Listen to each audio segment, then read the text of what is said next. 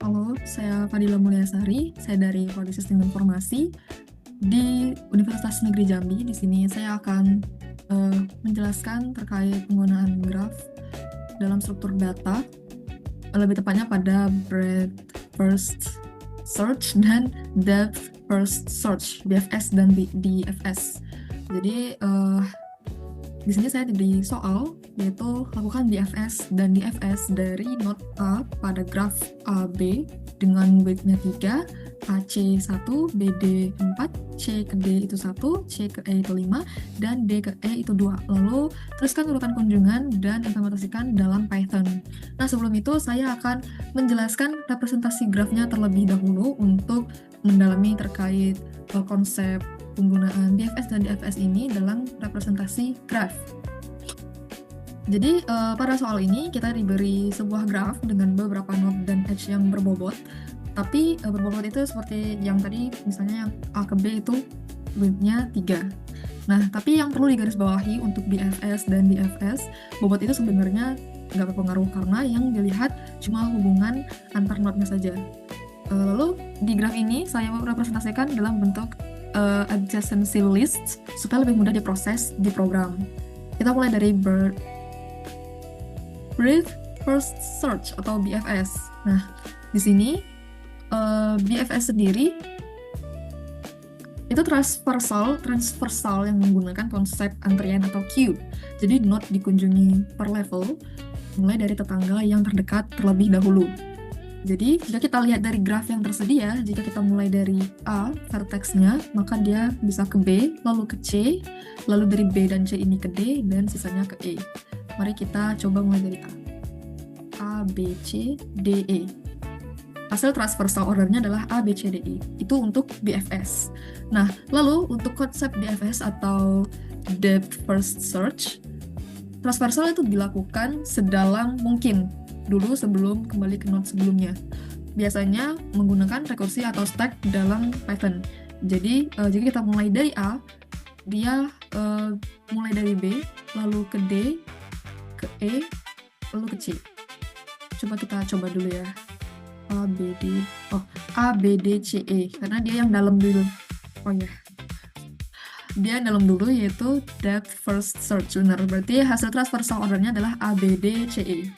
Perbedaan utama di antara BFS dan DFS ini adalah BFS itu menyebar ke samping atau per level, sementara DFS itu menyelam ke dalam. Seperti tadi, dia ke dalam dulu, baru dia ke node selanjutnya.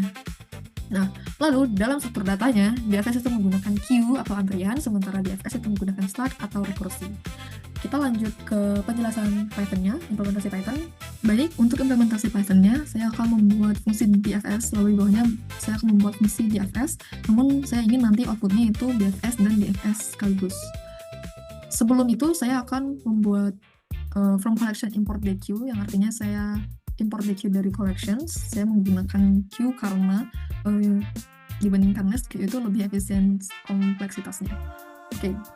Setelah saya import DQ, saya akan membuat fungsi BFS-nya menggunakan def untuk BFS.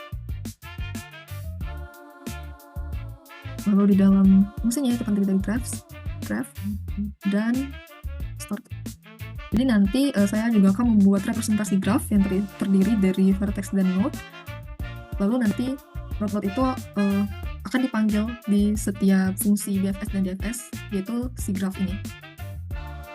Setelah itu, saya akan menyimpan node yang sudah dikunjungi di dalam queue menggunakan vset. Nah, lalu saya akan membuat antrian untuk proses BFS-nya menggunakan queue stop. Lalu saya akan menyimpan urutan kunjungannya di dalam list kosong dengan variabel order. Nanti disimpan di dalam situ. Oke, jadi di BFS ini saya pakai queue dari DQ untuk menyimpan node yang sudah dikunjungi, lalu saya pakai set visited untuk menandai node yang sudah dikunjungi supaya tidak diulang lagi. Jadi cukup sekali jalan. Nah, lalu selama queue itu masih ada isinya atau antrean itu masih ada node-nya, maka saya ambil node yang paling depan. Ini yang membuat BFS-nya berjalan per level atau ke tetangga terdekat. Jadi saya menggunakan while Q, not Q. Top left, artinya saya mengambil satu elemen not yang paling depan atau yang paling kiri. Kita buat kondisi jika notnya, if not in, jika notnya tidak dikunjungi, maka kita tandai sebagai dia sudah dikunjungi, not yang sudah dikunjungi. Visited. Saya simpan ke urutan hasil. Order append note, jadi saya menambahkan note-nya di order terakhir, lalu Q extend graph note. Jadi saya tambahkan tetangganya ke dalam antrian menggunakan Q extend ini. Ya. Baru return order atau kembalikan ke antriannya lagi. Jadi dalam perulangan ini, semua tetangga dari note tersebut itu dimasukkan ke dalam queue, nah supaya nanti bisa dikunjungi berikutnya. Makanya dia menggunakan while queue, karena dia melakukan pengulangan. Jadi dari BFS ini kita mengambil antrian paling depan, lalu kita masukkan ke belakang antrian menggunakan append dan top left tadi. Oke, kita lanjut ke fungsi BFS. Jadi dalam depth first search ini kita menggunakan fungsi, dalam kata-katanya itu rekursi atau stack. Jadi kita buat dulu fungsi DFS, kita panggil lagi grafnya DFS. Nah, visitnya no, dan ordernya juga nggak ada. Kita buat kondisi jika visitednya tidak ada, maka visitednya di set kosong. Artinya kita tandai sebagai node yang sudah dikunjungi. Jadi if visited is none, visited, ya visitednya di set kosong. Visited. Nah, kalau kita buat antriannya sama seperti tadi, kita simpan di dalam situ. Lalu kita akan menandai node saat ini menggunakan visited at start. Lalu antriannya juga order ditambah di belakang antrian, simpan ke hasilnya. Nah, kita buat fungsi untuk tetangganya. Fungsi untuk tetangga berarti pada mengalami pengulangan graph di dalam graph, terus start. Ini artinya kita menelusuri semua tetangga menggunakan for atau dia berulang. Kita buat kondisi kalau tetangganya tidak di dalam visited, maka kita memanggil fungsi DFS.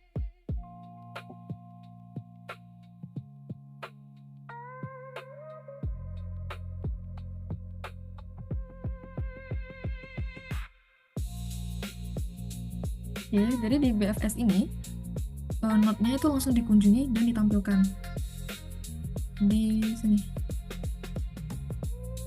Nah, untuk setiap tetangga yang belum dikunjungi, fungsi DFS itu dipanggil secara rekursif, dan ini yang membuat transversal masuk ke dalam mungkin terlebih dahulu. Ini nih. Nah, jadi intinya dia itu masuk terus sampai mentok. Saat di representasi graf yang saya tampilkan tadi, si A berjalan ke B dan B terus berjalan ke C sampai ke node terakhir, baru dia menampilkan hasilnya. Oke, saya akan membuat grafnya, daftar grafnya berdasarkan soal. Jadi graf yang nanti akan dipanggil di setiap fungsinya yaitu graf sama dengan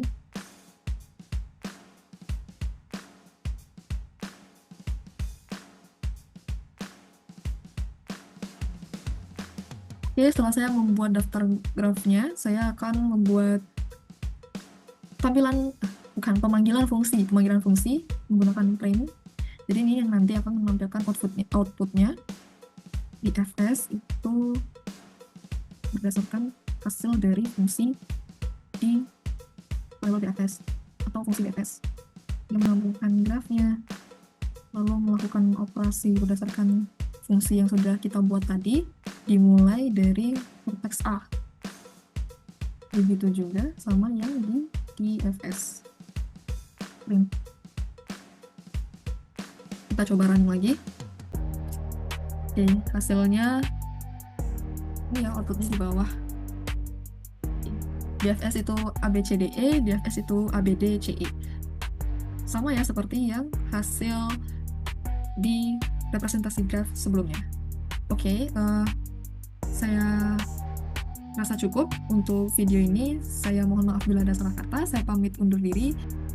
Saya harap video ini dapat membantu penonton dan juga memenuhi nilai tugas untuk mata kuliah struktur data saya.